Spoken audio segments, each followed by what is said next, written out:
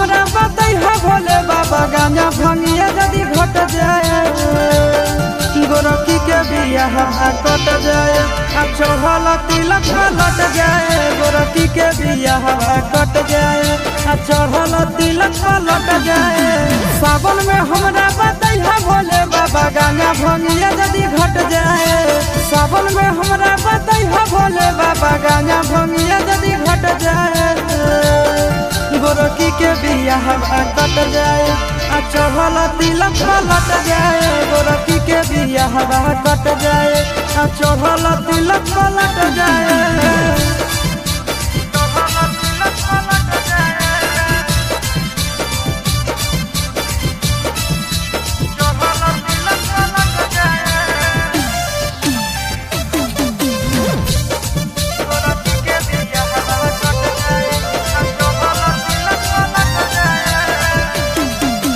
चेला के अकेला छोड़ा दिल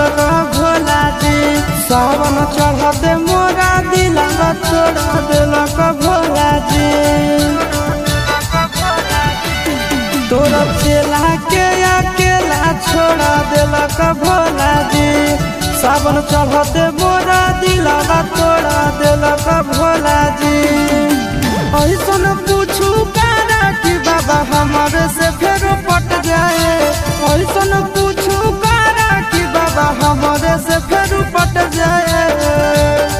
गोरखी के बियाह कट जाए आ चढ़ल तिलक लट जाए गोरखी के बियाह कट जाए आ चढ़ल तिलक लट जाए।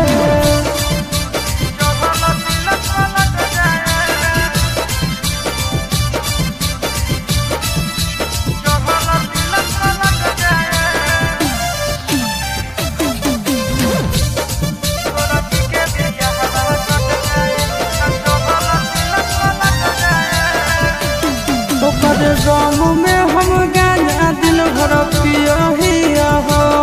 तोरे नाम के सहारा से बाबा जिया हो ओकरे गाँव में हम गांजा दिन भर पिया हो तोरे नाम के सहारा से बाबा जिया हो चिंटू राजा से सके जतिया बाबा बच जाए चिंटू राजा से सके जतिया बाबा बच जाए